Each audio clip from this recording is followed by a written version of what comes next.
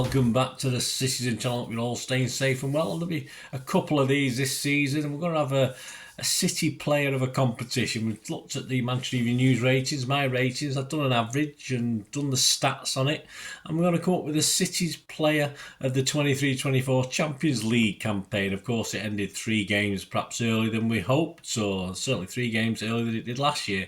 But yeah, there were certain standouts. There's 1 or 2 surprises in this, guys, as well. So we're going to have a look at City's player of the 23-24 Champions League campaign. Please, if you're new to the channel, push that subscribe button, push the bell notifications. Everything City past, present, and as long as I can keep going, that's for sure. So join me. Have a good look around the site as well. Lots of history stuff as well. And please, you will see some stuff on film and TV, which is another passion of mine. So if you like film and TV and want to have a look at what I do on that, have a look at those. And if you don't like it, and you know somebody who might, point them in my direction. I'll be very, very grateful. And any likes. If you like my my top players in this one, give it. And of course, I want to know yours as well. Let me know your thoughts on all these as well. It's just statistics, damned lies and statistics. I don't know, something like that anyway. So let's have a look at how it's going to go. Our journey, of course, ended 3 games earlier, I've already mentioned.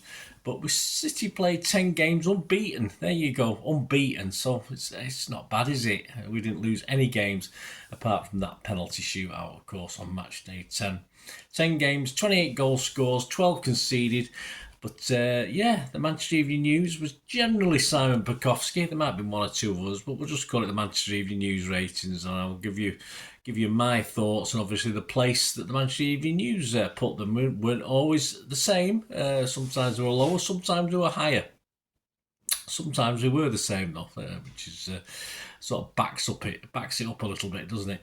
To qualify for this, players have had to start at least 50% of the game. So in other words, a player doesn't qualify for the top, and it's a top 12, this one, guys, a top 12, unless he's made at least 5 starts, and that doesn't include sub appearances, etc. So 26 players in total made an appearance at some stage. Of these, 12 made at least 5 starts. And we'll give the honourable mentions. We'll mention everybody who actually got onto the pitch. Jacob Wright, 1 late substitute appearance at home to Copenhagen.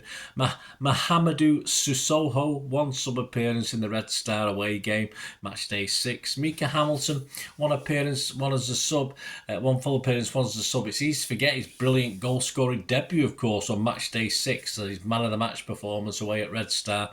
He rated a 9 and an 8 for that one. Calvin Phillips, just 1 start, Red Star away, and he made 3 sub appearances. He averaged 6. The first figure there, 6, is the Manchester Evening News figure, and 6 from me as well. Jeremy Doku, only 1 start, match day 3, Young Boys away, and 6 sub appearances. That surprised me.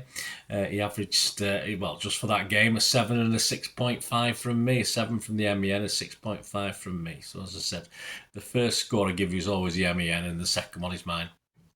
KDB, just a 2 starts, yes, of course, with his injury.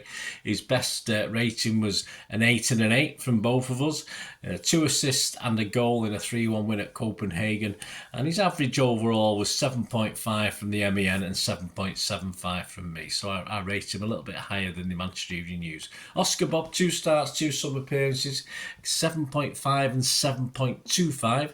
A goal away at Red Star was his outstanding performance. Sergio Gomez, 2 starts and 3 sub appearances, 7 and a 7. His best performance was match day 1, a 3-1 home win over Red Star, where his average was 6.5 and 6.5 for me. Alvarez, 2 starts, 5 sub appearances, best performance, a man of the match, match day 1 performance, a 3-1 win at home to Red Star with 2 goals. He got a 9 and a 9 from me in that one, 9 from Simon and a 9 from me. Overall, he averaged 8 and an 8, so he'd made a few more starts. He might have been right up near the top of this. Ortega, yeah, 3 starts, 6.66 and 6.5. Best performance was Red Star away, a 3-2 victory. where he got a 7 and a 7 from me. Aki 3 starts, 4 sub appearances, all 3 games rated 7-7, so he's Mr. Consistency himself. I give him a 7, the Manchester Evening News did. Match day 1 Red Star, match day 3 Young Boys away, and round 16 the away leg in Copenhagen. Macio Kovacic, 4 starts, just didn't quite make the 5 to make the cut. 1 sub appearance, his best home was a 3-1 win over Copenhagen, where he got a 7 rating from me and the Manchester Evening News. And overall, he got a 6 and a 6.5 from me. John Stones, the final one before we have a look at our top 12. John Stones, only 4 starts with 2 sub appearances, but an impressive 7.5 from them and 7 from me. It's like Ronnie, 2 Ronnies. This is the average. Real Madrid away and Young Boys at home were his standout games. Right, into the top 12. There we go. So we've got 12 guys who've not mentioned. And at number 12 is Ederson. He's number 12 on my list. He's number 11 on the Manchester Evening News. 7 appearances, averaging 6.29 from MEN and 6.07 from me. His best rating came in the home leg with Real Madrid, so he left his best till last with a 7 from them and a 7 from me. So he was number 12. Number 11, this is a big surprise. Number 11 for me. Number 9 with the Manchester Evening News. Yes, Erling Haaland, 9 appearances, averaged 6.55 for the Manchester Evening News, 6.38 for me. Match day 4 was his standout man of the match performance with a couple of goals in a 3-0 Etihad win over Young Boys. Number 10, in at number 10, yes, Ruben Diaz, another bit of a surprise to me. He's number 10 on the Manchester Evening News as well, so we agreed on this one. Diaz, 9 games, 6.33 average for the MEN, 6.44 for me, so I liked his performances a bit better. A shocker in the home tie with Leipzig, though, the 3-2 game. He only rated a 3 from them and a 4 from me. And into the top 10 now, number 9 and number 12 of the Manchester Evening News, Matthias Nunes. Yes, 5 appearances, so he just about made it. 6.2 average for them and a 6.5 for me. He had 2 7-7 rating performances, one with an assist in the 3-2 away win at Red Star. And at number 8, well, at number 8 is equal fifth. We've got three players on equal fifth in the Manchester Evening News ratings, but all mine are standalone. That's because they don't go for the halves like we do, or I do. But at number 8 for me and equal fifth, so that covers 5th, 6th and 7th spot, of course, Kyle Walker, 6 appearances. His average for the MEN, 6.67. For me, just 6.5. And match day 1, Red Star, his best showing, where he got an 8 from them and a 7 from me. Right, on to number 7, yes, and number 4 in the Manchester Evening News rating, so quite a big difference, this one. Number 7 for me, though, was Jack Grealish, a man of the match performance, match day 3, a 3-1 win at Young Boys. He made a total of 8 appearances, and his average was 6.75 for the Evening News and 6.5 for me. Into number 6, we're nearly at the top 5 now. Into number 6 and number 8 for the Manchester Evening News, Manuel Akanji. Yes, that's a bit of a surprise. I thought he's been having a good season. 7 appearances and 1 substitute appearance. He averaged exactly the same for me as he did with the Manchester Evening News, 6.57. So we're happy with that. Man of the match performance, he got a couple of 8s off me in the paper in a 3-1 home win over Copenhagen, and he also weighed in with a goal in that one as well. And into the top 5 now. At number 5, who have I not said yet? Can you figure it out? At number 5 and also equal 5 with the Manchester Evening News, Bernardo, 6 appearances, 2 sub-appearances. He averages 6.67 for them and 6.58 for me. Copenhagen away with a goal in an 8 performance. 8 from me, 8 from the Manchester Evening News in that 3-1 win at Copenhagen. That was his standout. And at number 4, again, equal 5 on Manchester Evening News, Josko Gvardiol. There you go, 6.67 he averaged for them and 6.75 from me. I'm surprised I scored him higher, actually.